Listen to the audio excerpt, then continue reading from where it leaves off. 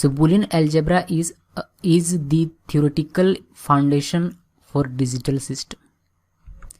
Boolean algebra is a mathematical system with a set of elements, a set of operators, and a number of unproved postulates. Boolean algebra can have only two values, 0 and 1. The Boolean 0 and 1 do not represent actual numbers, instead a state of voltage, which is known as the logic level. Boolean algebra is used as a tool for the analysis and design of logic circuit. Okay, Boolean algebra जो होता है उसमें दो ही state होते हैं. Boolean algebra में basically हम लोग दो वैल्यू का यूज करते हैं, 0 एंड 1.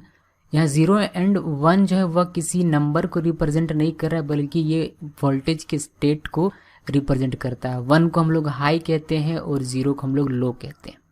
ठीक है, इसे हम लोग इसे ये जो स्टेट हमें बताता है कि वोल्टेज का जो स्टेट होता है इसे हम लोग लॉजिक लेवल कहते हैं, कि 0 है तो लो है लॉजिक लेवल और 1 है तो हाई है. ठीक है, और बूलियन अलजेब्रा का इस्तेमाल एक टूल की तरह किया जाता है लॉजिक सर्किट को डिज़ाइन और उसको एनालिसिस करने के लिए.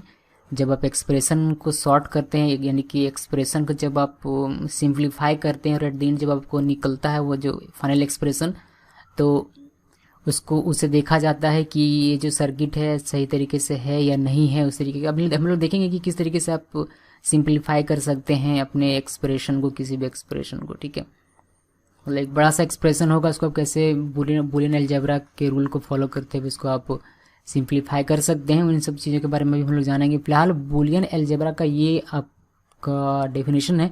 मैं डेफिनेशन इसीलिए लिखता हूँ क्योंकि बहुत से बच्चे क्या पूछते हैं कि डेफिनेशन क्या होगा, एग्ज़ाम में कैसे लिखें. तो इसको आप एग्ज़ाम में लिख सकते हैं, आसान शब्दों में है और मुझे उम्मीद है कि ये आपको याद हो जाएगा जल्दी से.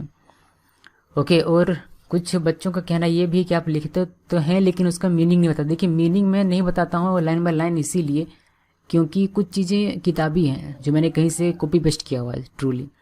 ओके, सो अब किताबी चीज़ें हैं तो उसका मीनिंग बताऊंगा तो वो ट्रांसलेशन सिस्टम हो जाएगा कि आप ट्रांसलेट कर रहे हैं सेंटेंस को. तो समझने वाली जो बातें हैं वो मैं आपको बता देता हूँ और जो आपको याद रखनी है वो मैंने लिख दिया हुआ है.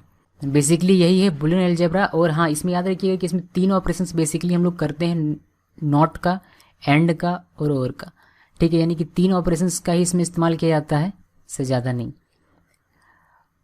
ओके.